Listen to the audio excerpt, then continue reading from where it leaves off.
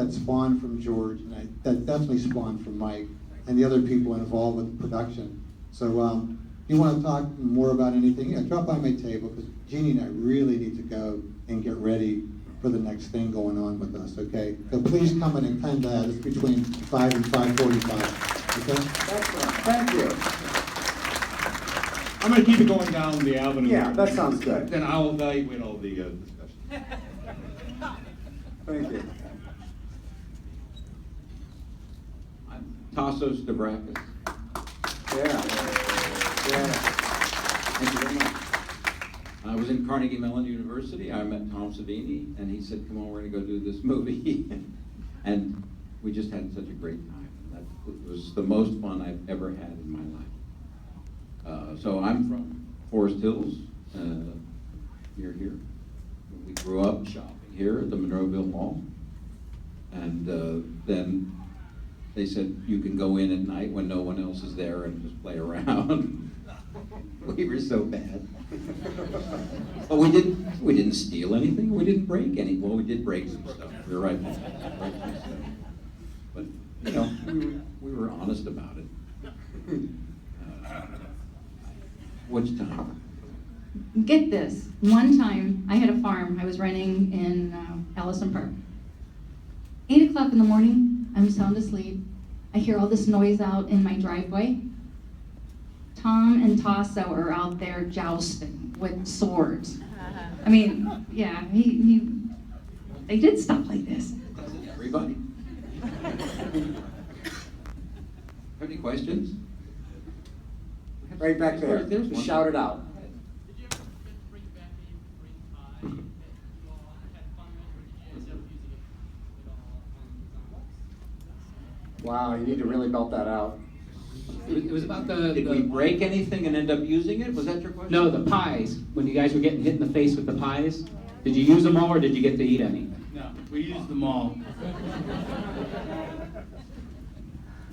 Go ahead, yep. I'm Nick Tallow. I live in Pittsburgh. Yeah.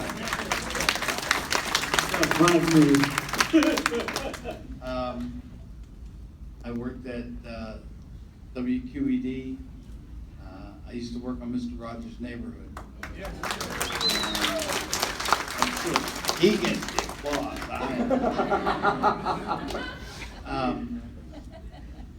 Yeah, but I'm alive. Oh, yeah. That was so. I worked at QED, and there were a lot of neat people there.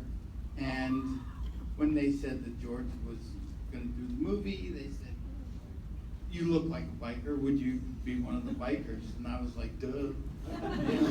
So it was weird because for two things. Number one, in the daytime, I was in the neighborhood of make-believe with puppets. And at night, I'd come to the mall and kill zombies. So that was neat. But, you know, when somebody says, we'll pay you money to ride a bike through the mall, trash a store, kill zombies, and we'll pay you. It was like, I would have paid them, you know, because it was that much fun. And first of all, there were a lot of wonderful people that we all worked together. We all knew each other, and it wasn't like a job, you know. It was like playing, you know, with some guidance. But I had a great time. Worked on 1 million movies, and I retired. And now I'm old, and see you later. Excellent. You want to hit down the other end? You've been waiting a while, yeah. Hi, my name's Ralph Langer, and I lucked into this. I'm a D-level zombie, so I'm not in the top tier. But I thought if you became a zombie, you would be like me in this movie. I worked at North Hills High School teaching filmmaking. We had one of the first film classes in the area, I think, because it was in the middle 1970s. And the English teacher said, hey, I heard they're looking for zombies at Monroeville Mall this weekend. And I was at a party on Friday and told my friends, and they, oh, we should go. And I said, I was up at 6 o'clock this morning, I don't feel like staying up all night, and they talked me into it. So everything that I did with this was by luck. So we went to Monroeville after the mall closed, and at that point I saw one of my ex-students, Cliff Forrest, and he was on the crew. And he took me over to introduce me to his sister, Christine Forrest. She was assistant director on the film, and she eventually married George Romero, and her ex-high school was where I taught, and she was thrilled that we had a filmmaking class, so she introduced me to George. I brought my Super 8 camera with me just because I wanted to film a home movie to show my students, and he said, sure, why not, I don't care, just don't film when we're doing sound shots. And so at that point he was real friendly about it, so while all the zombies were corralled in the community room, I was all over the mall trying to hide and get in areas where I could film some shots. So my 10-minute Super 8 home movie that was made for my students eventually was put onto the 4-disc Anchor Bay set a couple years ago. So now it's available for everybody to see. But it was all luck. I mean, I almost didn't even go that night. And another thing that happened from it was George Romero is such a nice guy. Every time he filmed a movie in Pittsburgh, he called me and asked if I wanted to bring my students over for a field trip. And Tom Savini showed them the special effects going on in the film. They got a complete tour. They had a question and answer from George as he was filming. I mean, he took the time to treat them like they were royalty. And like I said, who would do that to a high school filmmaking class? So basically, it all came from an English teacher saying, hey, we're looking for zombies this weekend at Monroeville Mall, and I almost didn't go. Great. Cool. Go ahead.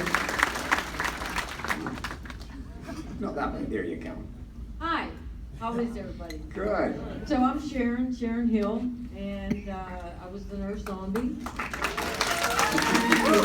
Thank you. I appreciate that. It was great. It was a good experience. When I tell you about what I did, I'm going to mention Clayton a lot because he and I were so much together involved with the movie and what our career ended up after Dawn was dead. We were in theater at the time George was putting the movie together, and we ran into Lenny Lee's brother Michael down in Pittsburgh, and he said, hey, George Romero is looking for talent for this movie he's going to be making. We said, oh, okay, what kind of movie is it? And he says, I don't know. He said, I think it might be some kind of zombie movie.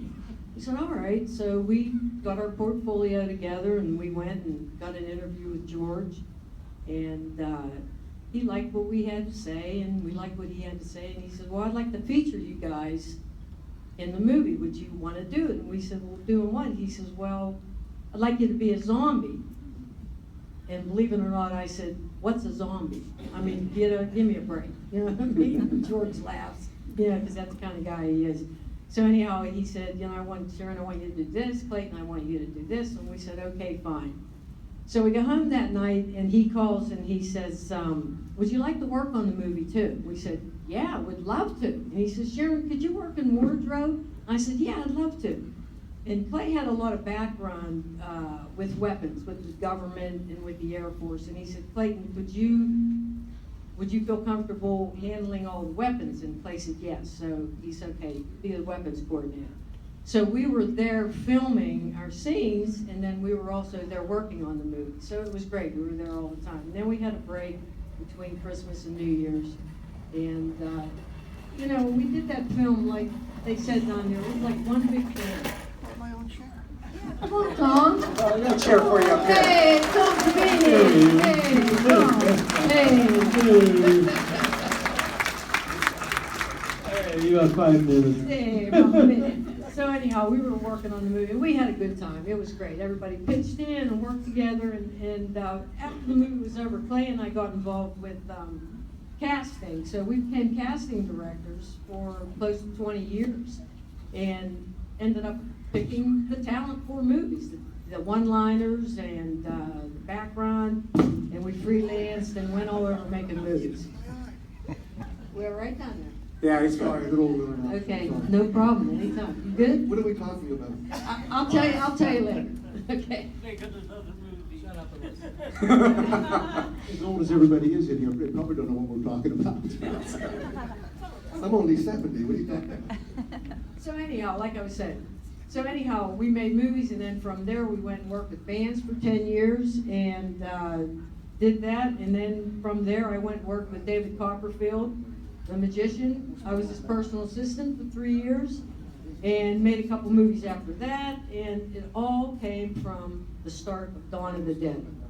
All came from the start of the Dawn of the Dead, which I was so fortunate and so happy to be a part of. And thank you all for being a part of the movie too. So great fans out there. Thank you. And one more thing, if you want to just go forward and talk about more, just come to the table and we'll talk. Thank you all for coming. Is it over now? No, we're still walking. We're just not here. We're heading down. We're gonna go from this end down that way again. We're gonna shift gears. I'm Jim Crutt. I was known as the helicopter zombie in Dawn of the Dead. And that is what happened every time his head gets chopped off. In the movie, the audience applauds. Yeah, it's a very strange effect. Sometimes people laugh, sometimes they go, ah, sometimes they scream, but sometimes